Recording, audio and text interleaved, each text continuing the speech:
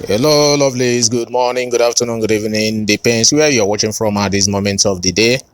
This is Global Message TV. Please, if this is your first time of watching, kindly hit on the red subscribe button, also on the bell notification sign, so that when next we make a new video, you'll be among the first people to get the notification.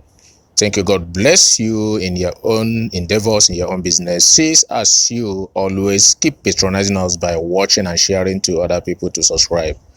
Okay, I have this short video. I'm not gonna talk much on it. They said there is no smoke without fire. So in every action and reaction, there must be the genesis of it. And this video is what I call the genesis of Sowore's problem. What's metamorphosed to it? It's not even the instanta or the instant revolution now. They have been counting it. So I want you to watch this video very well. Watch it and let us know what you think about it. Don't forget to share.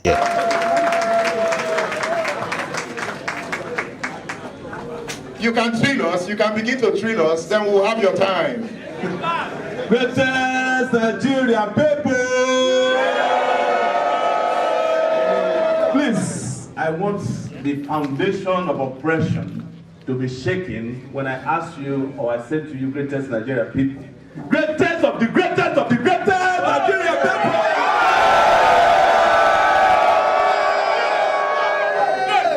You know, we have no time. We have no time between now and 2019 to waste. But I can tell you something, that we have already achieved victory. The number of people in this hall today, I've been told, are actually infinitesimal to the number of people on the outside. I heard there are thousands of Nigerians outside this hall as we are here. And they are all yearning for revolutionary politics. Yes. I would love to give you manifestos, but we have acres and acres of manifestos that have never been implemented by men without character, by men who are deceptors, people who have ruined our future. And we have decided, I'm starting to think that it's not about taking it back, because it looks as if we are actually begging them to give us something back. I am convinced that they are now on the run. They are on the run from this movement. And I can guarantee you that this movement is not just here in Ibadan. It's all over the world. When the people of the United States of America had the same kind of problem you had today, they went to Philadelphia and had what they called the Declaration of Independence. That was how they chased the British kings away from their lives. It is the reason why today, when the English people use kilometers, the Americans will use miles. They change even their standard of measurement. And that's the same thing that we are going to do. When the people of Nigeria wanted independence, they have headed to Ibadan today. And we are going to achieve that independence. But here's what I'm going to tell you. Don't clap for me. This is not the time for jokes. It's not a time for adulation. It's a time for us to get very serious, because we have a battle ahead of us. I'm not going to deceive you. These guys are not going to leave power on their own volition. We have been fighting them for 30 years. We have been engaging them. Now is the time to disrupt the system and take it down. It is up to them to choose where they want to be spanked in this fight. It's up to them to choose to live peacefully. When you say disruption, you scare us. It's not scaring anybody. I am a digitalist. And when you talk about disruption, it's actually a computer language. That there is a computer word or terminology known as wicked. It's called wicked problem. And what is a wicked problem? They said the wicked problem is not necessarily something that is evil. It is something that is resistant to solution. And the Nigerian state and their operators are not necessarily, actually a lot of them are cowards. Yes. And they are afraid of their shadows as we speak, but they are a little bit resistant to the kind of solution you have been giving them, which is engagement. What is engagement? Every time they come around, they say, well, they make promises, they beg you, they give you bread, 500 naira, they make some promises to you, and you vote for them. That's engagement. And read for them. You read for them. You beat people for them. You kill for them. And that is engagement. Disruption is that we change that order. That instead of those of us in the majority always running away from them, being afraid of them, allowing them to steal our commonwealth and loot, we now become the ones who are on the run away from us. That is what disruption is about. When I started Sahara Reporters 12 years ago, I wanted to disrupt the Nigerian media. Edmond Obilo here you got to give it to him, please. Clap for him for a second, please. It's one of the young people who has come to disrupt the media space by his brand of radio journalism. But there are also useless media people in this country, and I'm not afraid to mention the likes of AIT, who don't pay their workers, who give people business cards to go and extort politicians, who actually partake in corruption. Those people are not supposed to be in charge of our media space. But if it was not for Sahara Reporters, we would have not been able to take the darkness out of the 2015 elections. In fact, it was when we announced the 10 first results that they got scared and they had lost the election. And that was why the next day you saw Orubebe sit down in front of the place and say, where did they get the results? He messed himself up. But that's not the first time our intervention saved this country. When Nigeria was in the throes of destruction by a cabal headed by a woman, the wife of late President Yaradua, it was Sahara Reporters that was reporting on his health. And I laugh at people who say that I am not experienced. I laugh at them. I'm sorry for them. I empathize with them. Is Sahara Reporters guerrilla journalism? It is not guerrilla journalism. It is revolutionary media. Because journalism has become a part of media. Journalists are people who write in journals. The way the world works today is such that every journalist has to be part of media. Why do I say that? The biggest media company in the world today is a disruptor. Do you know it? Facebook. Facebook became the biggest media company in the world. So can I call you a disruptor? I have disrupted the media space. I'm now here to disrupt the political space. And I want to say something very quickly, Ebilo. I want to say something very quickly. Yes, about people who talk about experience. They say it all the time with glee. You know the problem? Nigerian young people, we have to empathize with them. Their self-esteem has been destroyed and battered over the years. They've been told that they are not good for anything. They've been told in schools that they can't pass their exams. They are given advice in hospitals. After you go to hospital 3 times, a doctor refers you to a pastor. You are not living. You are dead. And the battery of that self-esteem is the reason why a lot of them have internalized the inferiority complex that they cannot be president of the country. It's also a conversation about class and disrespect. That because I'm not the son of a thief, I am not qualified to be Nigeria's president because I don't have the experience as a thief. But you are a village boy. I am a village boy. I came from the village and I've seen the world. Hey. Yes. What was it like growing up in that village? I grew up with nothing, but I'm not here to tell you a village story. We are all now in prison, and we have to get out of prison. Did you have shoes? I didn't have shoes, but I had self-esteem, I had integrity, and I had dignity. You know, there is something about him. He's got guts. huge guts. When the cultists attacked you as Students' Union president, what was it that happened that day? Well, I was attacked by, actually not cultists, I was attacked by gangs sponsored by the military government under Abacha. The attack on me and my colleague is here, Otunoga Baggage, where we contested against each other at the student union level at the university. Baggage just stand up for recognition.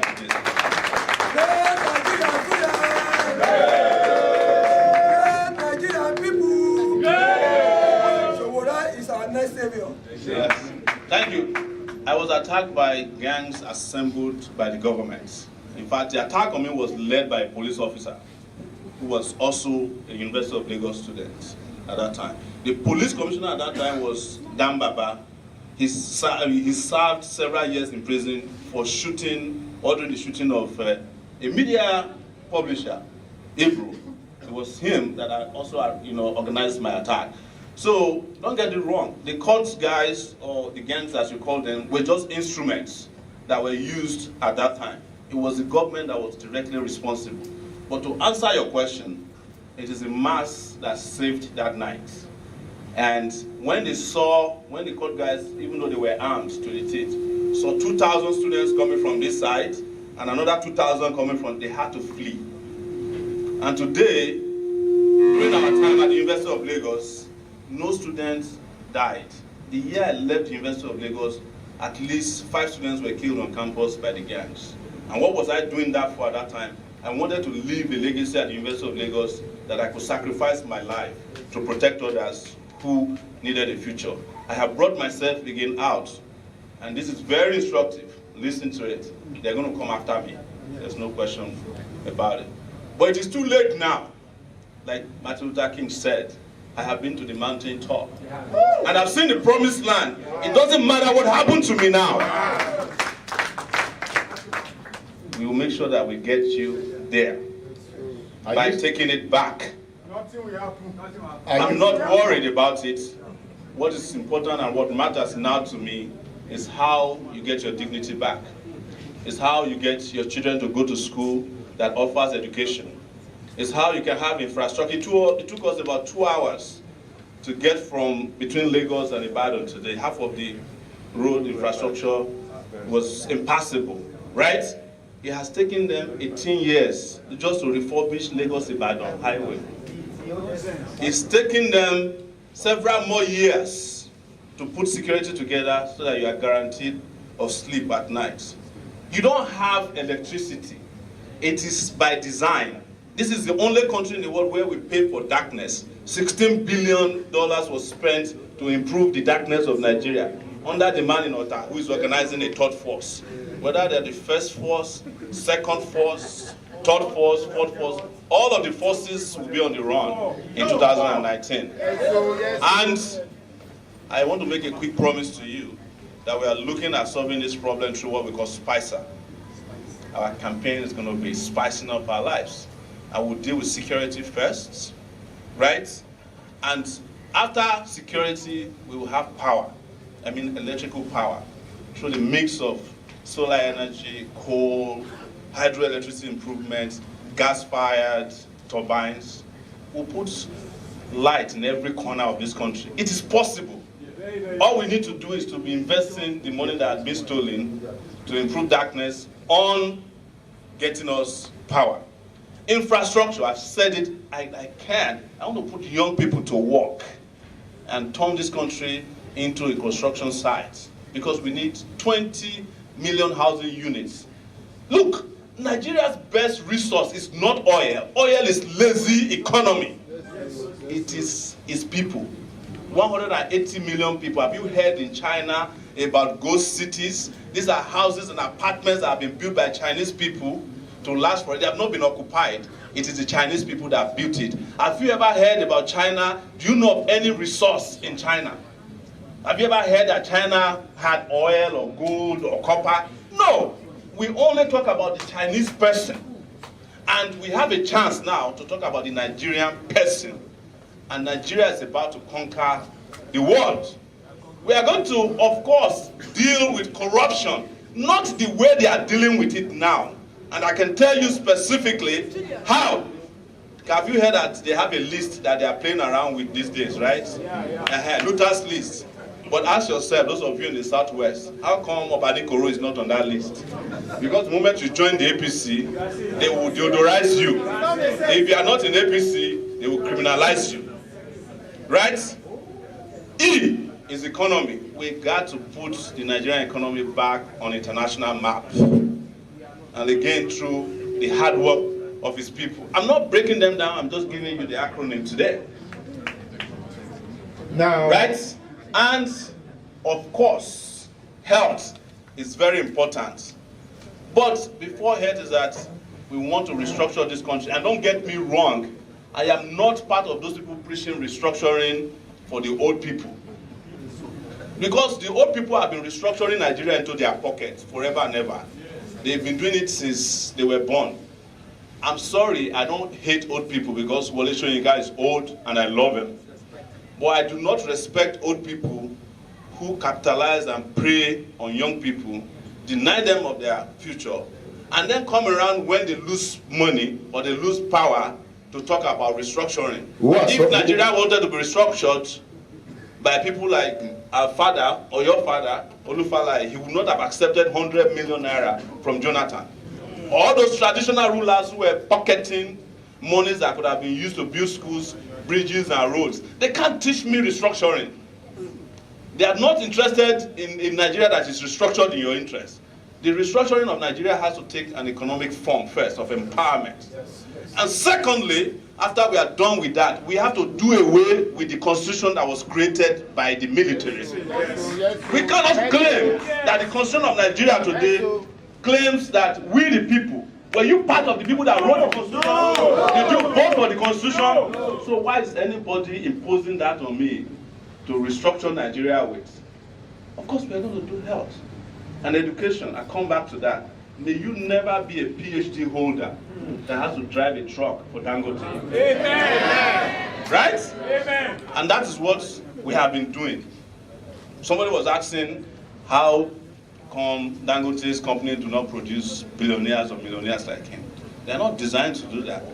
If a company's job is to hire PhD holders to be driving trucks, it doesn't want the PhD holder to become self-sufficient. And it is the reason why I proposed that we will merge our minimum wage to a level that is called living wage. So that the salaries, which is 18,000 naira, that is paid to workers in this country, will not become what Yoruba people call salary. You know, go and see it, because it will never take you home. Nothing, and I say nothing, and I say this unapologetically, prevents Nigeria from paying 100,000 naira minimum wage to its workers. Even that is insulting, because in Mauritius, the minimum wage for people who are doing factory work is $536 per month. In Nigeria, it's $46.9 per month. And I see a lot of Facebook economists saying that it will cause inflation. Well, I say, Father, forgive them because they don't know what they are saying. The inflation that is not caused when some senators are collecting 13 million naira a month for doing nothing, it didn't cause inflation. When Desiani and Kola Aloko stole $3 billion, which the VP of Nigeria certified a few days ago, it didn't cause inflation. When Mrs. Jonathan started opening all these accounts, 5 million here, 10 million there, 50 million here, it didn't cause inflation. But when you say that that money should be given to our workers so that they can send their children to school, so that they can buy medicine, so that they can ride, they can have dignity, they say it's going to cause inflation. Wow, thank you. Can you give Sowore a round of applause? The conversation has just started. So, I am not making promises. What we have calculated is that it will only cost Nigeria just $1.3 billion more to pay workers 100,000. We want to ask you some questions. Yes. Go ahead, please. What's your name? Yusuf Aladende. Good afternoon, Mr. Sowore. I came all the way from Abeokuta this morning. I have a question. Go ahead, please. Many people have sounded Many people have touted you as just an anti-corruption crusader with no clear blueprint.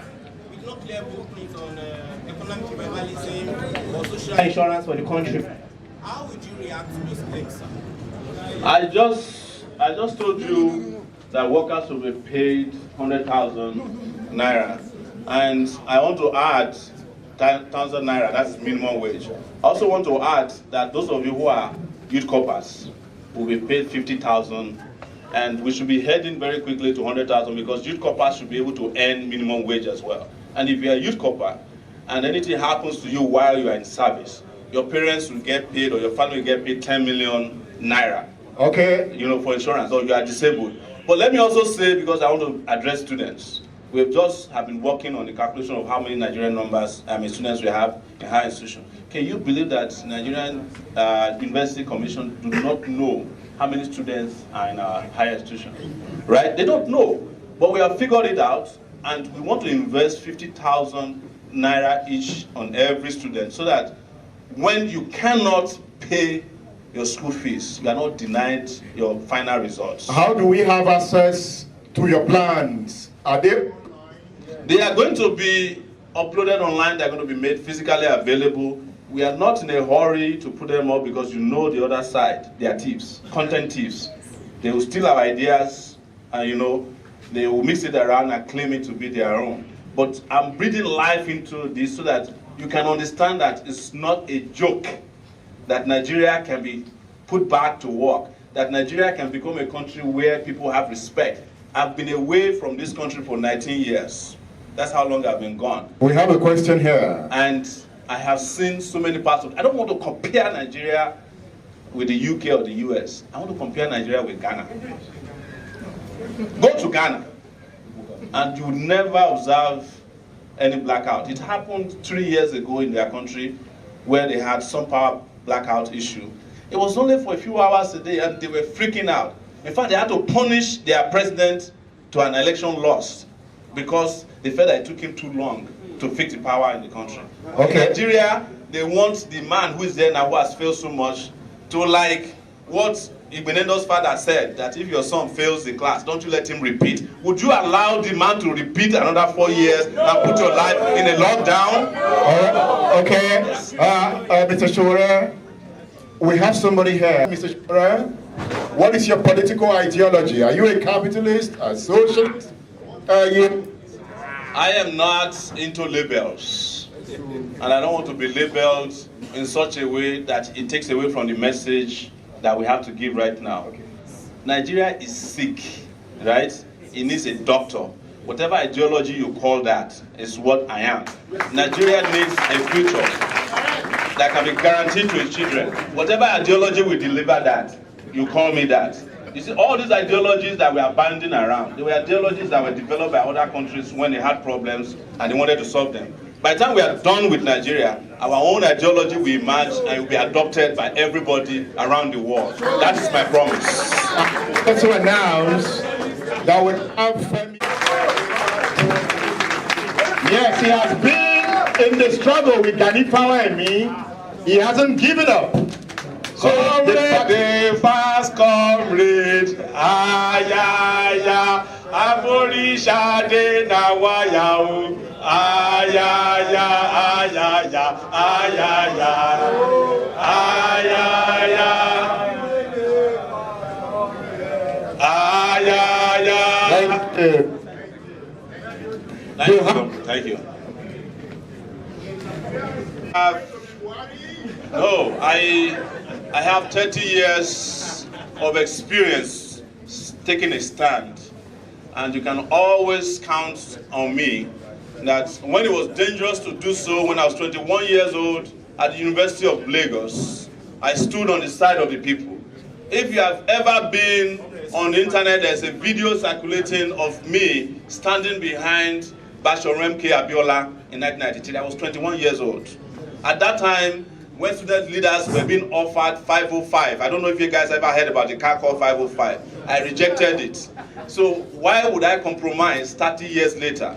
When I started Sahara Reporters, as you guys can imagine, I was dealing with some of the richest people in the world. not even in Nigeria. They threw everything at me. Dollars, money, what do you want? Cars. I never compromise, right? There's nothing in this world that can compromise me. I've said it, that I may be poor, but the happiness I have is that I'm comfortable in my poverty and with my poverty. So what cannot be poor? Well, it depends on what you call poverty. Some people who you claim are rich only have one thing and one thing only: paper money. That is not wealth. Yes. Good. That is the point. Yes. So what cannot be poor? Poverty is not a question of currency. Yes. It's a question of conditions. The condition of the mind. You have been conditioned to be poor. The mentality has been debased to a very large extent.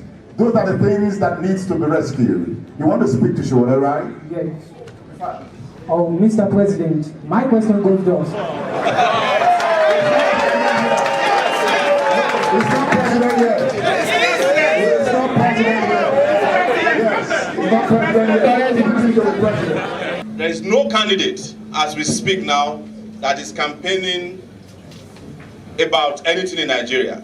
They are all waiting with their bags full of naira, with their puff-puff, with their bread, hoping kerosene, hoping that they can give it to you and rebrand your life and change your destiny and come back in another 4 years. Nobody, and you can challenge me, there's no politician in this dispensation that's had this amount of crowd that have not spent 100 million naira. Yes. We did not give common bottle of water to anybody here today. We did not pay anybody's transportation to come here today. People are here on their free volition, right? So please, don't let us degrade the movement by saying if we take it back. It's not about me, it's about you. It is you that is taking it back. I am just fortunate and privileged to be granted the opportunity to lead the charge. When you take it back, when we take it back, it's up to you. It's in your hands now. Take it back. Structure, the federal universities, what will you do for the youth? What's in for the youth that makes me not to want to go to a private university, that like the federal universities become a thing of attraction? I attended a federal university known as the University of Lagos, right? And when we got to the University of Lagos in 1989, we still had water running in our toilets, right? We had fan in our rooms. We had mattresses. We had classrooms that had air conditions. They were air conditioned. But do you know what happened? They came and destroyed education with structural adjustment programs, SAP. And what did they do? They borrowed $120 million, which they claimed they were going to use to build libraries and laboratories and buy books and pay lecturers more. But what did Babangida and his people do? They gave the contracts to fence around the hostels, the rods in the hotel. Why did I say that to you? Is that when there's mismanagement of resources, embezzlement of funds, universities can never be fixed and apply to everywhere, including the health sector. Ask yourself, who are the people owning and running private universities? Most likely former ministers, former governors, who stole the money that were meant for the federal government universities and converted them to our contractors under our government. The federal universities, state universities, and all education institutions in the country will be properly funded. And I'm not just making up the story, I mentioned it earlier. We are going to look at every student and tell you how much we spend on you and give it to the university. But as I'd like to mention, and people say maybe I concentrate too much on anti-corruption, won't be tied to the vice chancellor that steals monies that are meant for your hotels. They are going to spend a long time where they wouldn't want to be.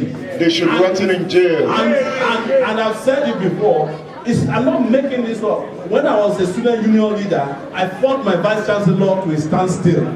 Interestingly, the man is from this city, Ibadan, Professor Nuruddin Alao, because he was doing the bidding of the military.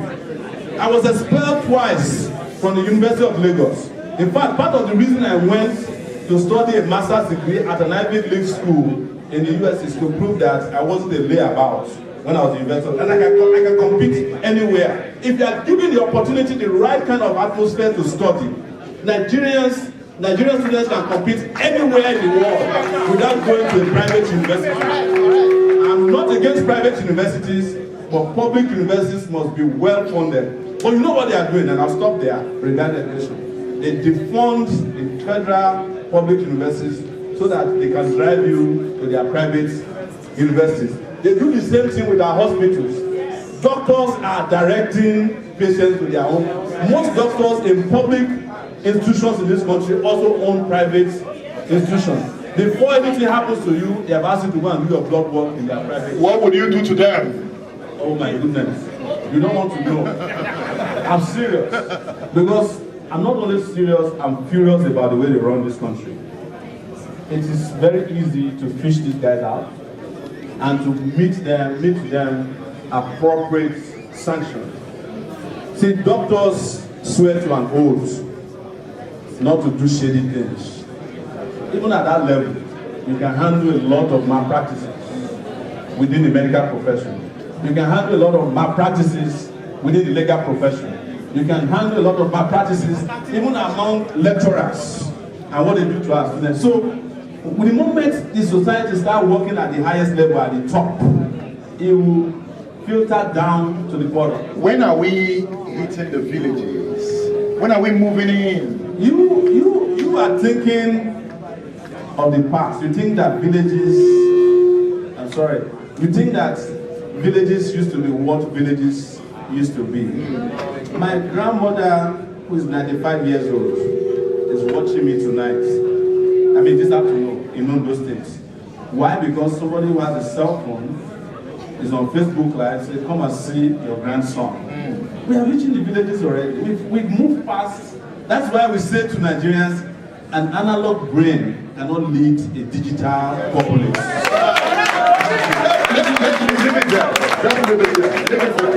That's the last question for him to round up the show. Thank you, sir. Good afternoon, ladies and gentlemen. I'm Kazem Bodarewa, Oyo State Young President of the Year. First of all, I would like to thank you for publishing my first article in 2013. Something is wrong and it went so viral. 30 different sites got it from Sahara Reporter. Thank you, sir. Yeah, I want to ask this question. Recently, just 5 days ago, we started a movement called Deliver Oyo. Please, everyone log on to your Facebook, your Instagram, and follow Deliver Oyo. We really want to deliver Oyo, okay, from so many things to so many things towards good governance. Now, if we decide to work effortlessly, magnanimously, tirelessly with you to deliver Oyo, to help your campaign and make you win this election, especially in Oyo State, who happens to be our own power. Sir, what are you going to do for Oyo youth significantly? That is one. Two, he asked my second question is, when are you going to the village? But now, I'm not going there again. You want to become the president, Oyo State alone, or the West, or the Southwest alone will not make you the president. It's the entirety of Nigeria. When do you want to go to the North, to the South, South, and how do you intend to penetrate these people in a manner that they are going to support you? Thank you. Thank you very much. And I want to answer very directly. Actually, I just remember that we are in Ibadan. Honestly, because we did something very significant with Sahara Reporters in Oyo State a few years ago.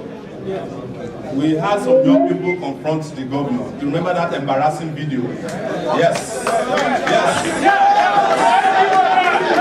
Where he said, and I'll say this in that was it. Don't make Kokomo yin. Only say me let's talk about le Kokomo ni be yin la so fun go ma le Kokomo sa. Constituted authorities is what we got from. We have already delivered Oyo for you. It's up to you to take it, to claim it. But here is a bigger answer to your question about the youth. I want to make it very clear that regardless of how good we want to be at the top, we need everybody to start coming out. Please, first, get your PVC. Second, contest for every election contestable. Do not feel inferior as a young person to also contest for the governorship of your state and win. So that by 2019, we will have governments that we can actually relate with, governors that we can relate with in every state. We have House of Rep members that we can relate with in the National Assembly. We have senators that we can relate with, even though my preference, if you ask me, is to abolish the Senate. The Senate is a waste of space, it's a waste of time, it's a waste of resources. But I'm not going to be able to do it without the help of the people. And your question, what's the last? When are we going to the north? My goodness. When we move from here, we're heading to Abuja on April 10th. On April 12th, we're in Kaduna. On April 11th, we're in Kano. We are already getting information from Sowore, Enugu. We already have something set up for Lokoja. We have Akure, Abeokuta. We already have Port Harcourt. We have heard from the UK, London. New York wants us to come back. Toronto, Canada wants us to come back. We are hearing from all over the world, but again, digital revolution. We are everywhere now. You just need to go on your Facebook and see how many people are watching us from, and you can tell. This one you don't need to lie about it. People are logging in and saying, I'm logging in from Zimbabwe, from Zambia, from South Korea, Japan. People are watching us. People are with us. We are all over the place right now. One of the things we want to do next is to start doing what they call virtual town hall meetings, where we sit and Nigerians from around the world can log in digitally and have us have this conversation. My advice to you is not to give up. Please, do not give up. I want to ask before I hand over the microphone to you, Obelo, how many of you here have PVC, permanent voters card? You can already tell that they lost the election in 2019. You can tell. They've lost. Before you go to Sowore, he wants to know something. Yes. Comrade, sir. My name is Emeche Kachim, so I'm from Imo State. Thank you. Sir, I'm an Igbo boy, and I've been trying to convert the Igbo people. Now, we have people who think they have been invisibilized, they have been marginalized, they have lost hope in the Nigerian project. Yes. Sir, please, how do we penetrate these people that have the Biafran mindset? That's my question. That's a very, very good question. And I will answer it today from the bottom of my heart. The Igbo man has not just been marginalized, the Igbo man has been trampled upon, their children killed, starved in a civil war. And ever since then, Nigeria has managed not to pay attention to Igbo life. But the Igbo man and his spirit has managed to build for himself a spirit that has conquered the world. I will say to you that first and foremost, when I become president, I'm going to apologize to Igbos on behalf of Nigeria. But I won't be like the others. Apology is not enough. There has to be a rapid economic development of Igbo life. What the Igbo man needs is the road upon which to transport their goods. Transportation, airports, seaports that can bring their goods to anywhere. And that is why I say, with due respect, I am not doing this for Nigeria alone, I'm doing this for Africa. You are a Pan-Africanist, right? I'm a Pan-Africanist. I want Nigeria's playground to be Africa. But we cannot do it without integrating with other African countries. There is no reason why it should take 4 hours to cross from Benin Republic to Lagos. Just because we have corrupt custom officers and immigration officers. We have to bulldoze the wall there, put a highway that goes from Lagos first to Ghana and eventually to Senegal. That means so that we can play in the West African region as well. Imagine myself at the African Union after I became the president of Nigeria, and all those old haggards dictators come to the meeting with me, and I tell them, go back home and resign. And you know I've done it before. I did it to Mugabe in 2015 when he came to Buhari's inauguration. I led a charge against him. I said, Baba, when are we coming to inauguration in your country? He was looking at us. You probably seen the video. And that was the beginning of the demystification of Mugabe. Now he's out of power. We must demystify our own Mugabes at home so that we can be in power. Thank you. We have to let Sowore go. But Sowore, this young man has been on our case. So you must listen to him. It's a good thing that the questions keep coming. Yeah. Good afternoon, sir. Yes. My name is Ademaratu Olamide. Yeah. Move away from there.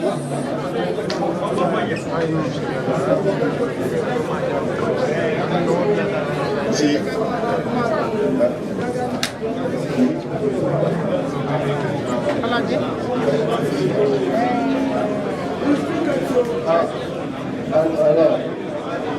Go ahead. All right, sir. Yeah, I'm very happy that Mr. Sowore is here finally at Ibadan. Yeah, this is my question. I want us to adopt a motion here in the city of Ibadan. I've been following Sowore for a very long time and Edmond Bello. This is what I want. The motion is that what is wrong with the ticket of Mr. Sowore and Edmond Obilo ticket? Thank you very much. I don't answer that for now. Yes, the question will be answered later. But the lady wants to ask. Good afternoon. My name is. Hello. Yes, I'm Afalarita Malan. I'm currently the first female president of my department from Polytechnic of Ibadan. And I want to ask a question about gender equality. Sir, before I became the president, as a female, I went through a lot of things. And what I meant by that is gender inequality. So, what do you think we can, because I believe in this current Nigeria, we have one thing we call sex discrimination and gender inequality. So what do you think you can do for females that they can actually get involved in politics? Your question,